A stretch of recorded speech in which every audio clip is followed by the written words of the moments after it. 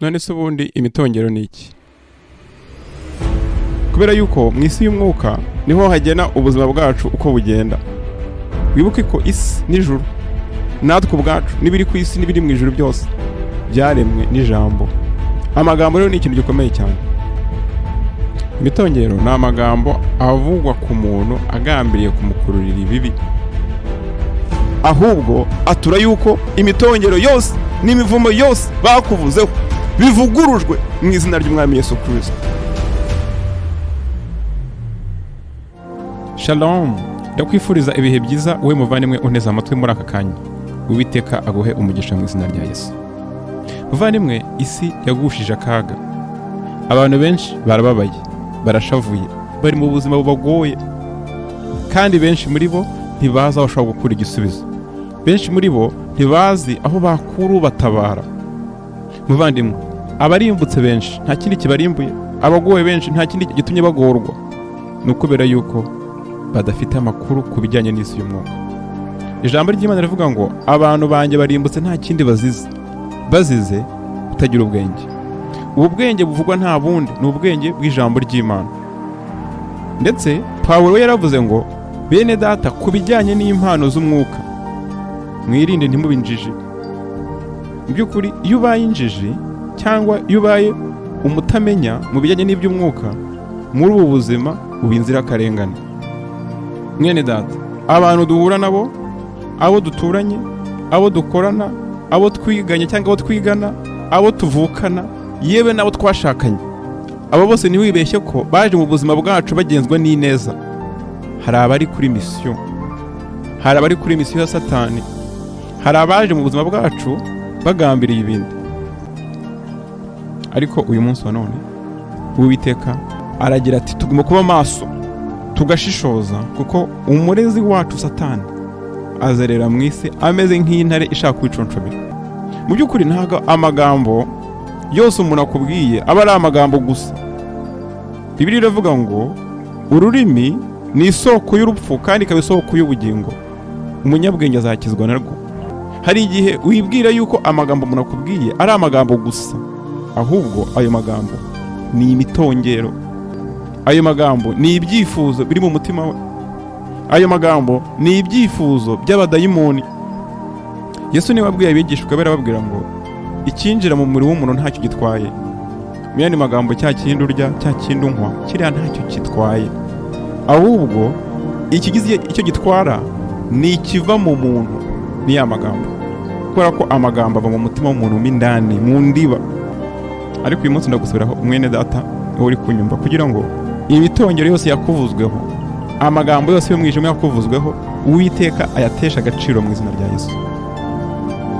Atura iri sengesho uvuga uti amagambo y'umubi yose yanyaturiweho, amagambo y'umwijima yose yanyaturiweho, ayo magambo nyatesheje agaciro mu izina rya Yesu. Haleluya. None se ubundi imitongero ni iki? Imitongero ni amagambo avugwa ku muntu agambiriye kumukururira ibibi. Ni amagambo umuntu yakuvugaho, ni amagambo umuntu yakwaturiraho agambiriye kugira ikintu agukorera kitari cyiza. Arashaka ko wenda uzagubwa nawe muri buno buzima, arashaka ko ahazaza hawe haba habi, cyangwa se arashaka ko ahazaza hawe haba uko abishaka. Icyo gihe rero akuvugaho amagambo atari meza. Imitongero ishobora kubyara imivumo bitewe n'uwayigutongereyeho, kandi binatewe n'uko ubuzima bwawe buhagaze. Umuntu yagutongereye mu buzima bwawe harimo icyaha, iyo mitongero ishobora kuba imivumo ku buzima bwawe. Hari ubwoko bubiri rero bw'imitongero. Hari imitongero igambiriwe, hakaba n'imitongero itagambiriwe. Imitongero rero igambiriwe imeze iti: n'igihe umuntu akureba, akareba ubuzima urimo, akareba uko umeze ntabyishimire, akifuza guhindura ahazaza hawe, akifuza guhindura igeno ryawe akoresheje amagambo. Kubera yuko mu isi y'umwuka niho hagena ubuzima bwacu uko bugenda. Iyo umuntu rero afite ubutware mu isi y'umwuka, biramworohera cyane kuba yagena ibiba muri buno buzima bwacu bwa buri munsi. Umuntu rero ashobora kuba ari umurozi, ashobora kuba ari umupfumu, byarangiza akicara ku gicaniro akavuga amagambo y'ibyifuzo bye ku buzima bwawe, akavuga amagambo mabi ati uyu muntu ntazashake, uyu muntu ntazagubwe neza, uyu muntu ntazagira icyo ageraho mu buzima, akavuga amagambo mabi agiye atandukanye. icyo gihe rero iyo umuntu abivuze aba arimo atanga amategeko mu isi y'umwuka, baba dayimoni akorana nabo cyangwa se ya myuka mibi akorana nabo, nayo iragenda ikubahiriza ibyo bintu uwo muntu avuze. Ariko uyu munsi ndagusabira kugira ngo imivumo n'imitongero byose by'abapfumu n'abarozi bifate ubusa mu izina rya Yesu. Umuntu kandi ashobora no kukwaturaho ayo magambo mabi cyangwa se iyo mitongero muri kumwe, akaba abisobanukiwe, noneho mwaba muri muganira, we akajya akubwira amagambo ukagira ngo ni amagambo asanzwe, ariko mu by'ukuri ari imitongero. Ukaba wamubwira uti wenda hari umushinga ngiye gukora, ukumva arakubwiye ati nta cyagenda, ibintu ntibikigenda neza, ibintu byaranze, ubuzima bwaranze, wikirirwa wirushya, ntushaka gukora bizinesi ngo igende. Ukaba wenda ugiye kujya mu rushako, urifuza kubaka urugo, akaba yakubwira ati n'abandi ngo zarasenyutse, wowe ugiye kwiyahura, wikirirwa wirushya. Akaba yakuvugaho amagambo ukagira ngo ni ukuganira bisanzwe, nyamara we arimo aratongera. No kuri telefone batongereraho, umuntu mukaba mwavugana mukaganira kuri telefone ugira ngo ni inshuti yawe cyangwa se ugira ngo hari ikindi arimo kubaza, kumbi arimo aratongera mu mutima we. Ibyo akubwira n'ibiri mu mutima biratandukanye. Na Yesu yigeze kubwira abafariseo ati ibyo muvuga n'ibiri mu mitima biratandukanye. Hari abantu rero duhura nabo, hari nabo tugendana nabo, ibyo batubwira n'ibiri mu mitima bitandukanye. Ariko abo bose imigambi yabo n'ibihuga byabo ndabivuguruje mu izina rya Yesu. Hakaza rero n'imitongero itagambiriwe, urugero nk'umubyeyi wawe cyangwa se n'umuvandimwe, umwarimu wawe cyangwa se n'undi, bitewe n'amakosa wakoze, bitewe wenda nuko wakoze ibyo atishimira, akaba yakuvugaho amagambo mabi. Ukumva nk'umubyeyi yabwiye umwana ngo nyamara ntacyo uzigezaho, atari kubundi iyo wirebye ubona uzagera kuki, dore uko kimeze, nta bwenge kigira, atari kubundi ubwo uzaba umuntu w'umugabo, atari kubundi ubwo ubona uzashobora gutunga urugo rwawe. Akakuvugaho amagambo mabi agiye atandukanye, kubera ko ari uwo muntu agufiteho ubutware, kubera ko uwo muntu ari umubyeyi wawe. Iyo mitongero mibi, ayo magambo mabi akuvuzeho ashobora guhinduka imivumo, bikaba byagira ingaruka ku buzima bwawe. Imitongero kandi umuntu ashobora kuyitongeraho ubwe, ukaba wagera mu bibazo, ukaba wagera mu kaga, ukavuga ariko ubundi bunzimarira iki kuko mu buzima, ariko nanjye nta bwenge ngira, ariko ubu narebagaye, ariko ubundi ndareba. Ayo magambo yose rero umuntu yivugaho, hari igihe ahinduka itegeko mu isi y'umwuka, bikaba byakugiraho ingaruka. Bitewe n'uko rero abantu badafite amakuru, bitewe n'uko abantu badasobanukiwe iby'umwuka, ubuzima bwabo buriho ibibazo, ibi bintu bibagiraho ingaruka ntiho bimenye. Amagambo rero ni ikintu gikomeye cyane. Wibuke ko isi n'ijuru, natwe ubwacu n'ibiri ku isi n'ibiri mu ijuru byose byaremwe n'ijambo ry'Uwiteka. Kandi wibuke yuko turemye mu ishusho y'Imana, bisobanuye ko rero amagambo yacu afite ubushobozi bukomeye cyane, yaba mu by'ubu buzima ndetse no mu buzima buzaza. Ubwo rero ikintu ukwiye gukora nta kindi, ni ukuvuguruza imitongero yose watongereweho, ukayivuguruza mu izina ry'Umwami Yesu Kristo. Nta kintu amaraso ya Yesu atakuraho, nta kintu imbaraga z'Uwiteka zitakuraho. Hari byinshi byakuvuzweho, hari byinshi nawe ubwawe wivuzeho, hari byinshi abapfumu n'abarozi batuvugaho, ariko ibyo ngibyo turabivuguruza tukabitesha agaciro mu izina rya Yesu. Njyewe nizerera mu mbaraga zo gusenga, nizerera mu gusenga. Ndakwifuriza nawe kugira ngo wizerere mu gusenga mu izina rya Yesu. Uyu munsi rero ugiye gutangira usenge, ugiye gutangira uyatureho ibyiza, ahubwo uyatureho ugomba gutabarwa, uyatureho ko ubuzima bwawe buzagenda neza. Noneho uvuguruze buri jambo ribi ryose ryakuvuzweho, uvuguruze buri jambo ribi ryose umupfumu n'umurozi bakuvuzeho. Hari amagambo bakuvuzeho utanabizi, hari amagambo bakuvuzeho utanahari, ariko ayo yose ugomba kuyavuguruza, ayo magambo agakurwaho mu izina rya Yesu. Wowe unteze amatwi aturute, amagambo mabi yose yamvuzweho, yaba yamvuzweho n'abapfumu, yaba yamvuzweho n'abarozi, yaba yamvuzweho n'abakonikoni, yaba yamvuzweho n'inkozi z'ibibi, aburizwemo mu izina rya Yesu. Ibibi byose byanyaturiweho, ibibi byose byamvuzweho, nibikwira imishwaro mu izina rya Yesu.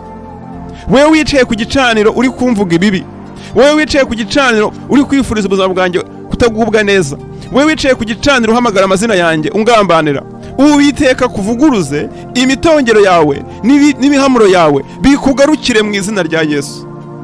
Ijambo ry'Imana rirambwira ngo ucukura icyo bazakigwamo. Uwo nguwe uri gutongera, uwo nguwe ukuvuga ibibi, uwo nguwe ukuvuga ibyango n'amaso y'Imana, bimugarukire nonaha mu izina rya Yesu, bimugarukire nonaha mu izina ry'Umwami Yesu Kristo.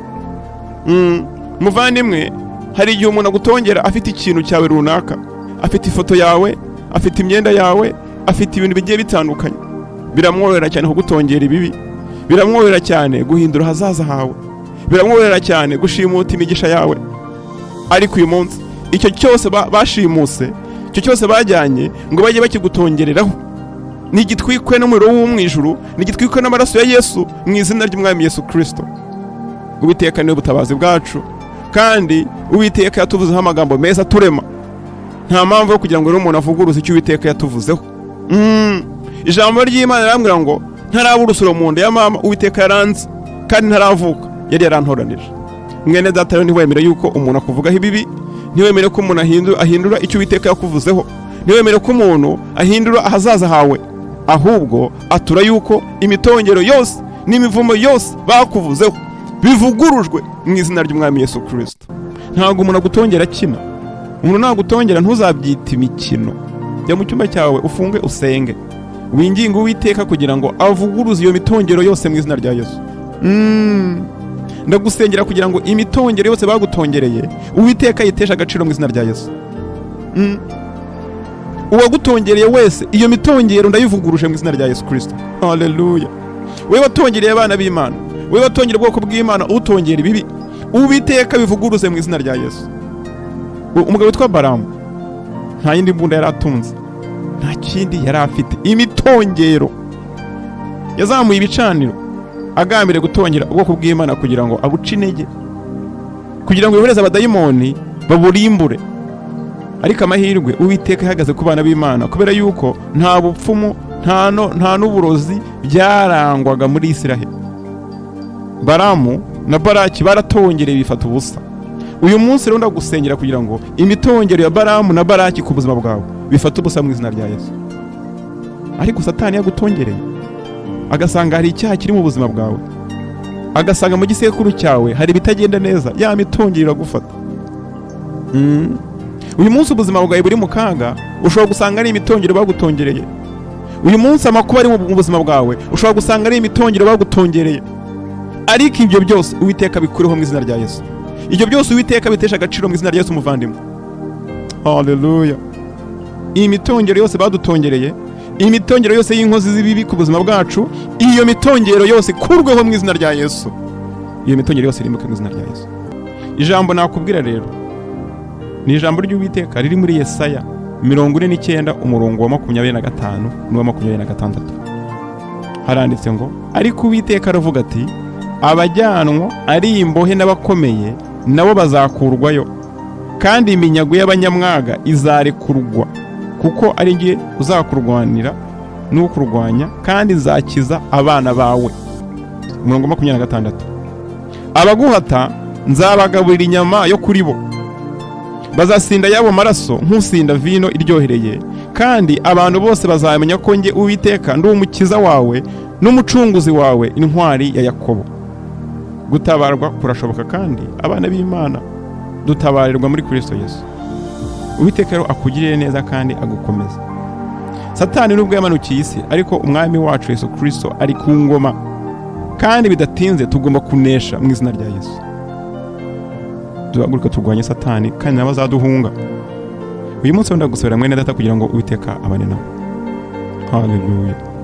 Uwiteka mu izina rya Yesu ndagushima ku byo utwigishije.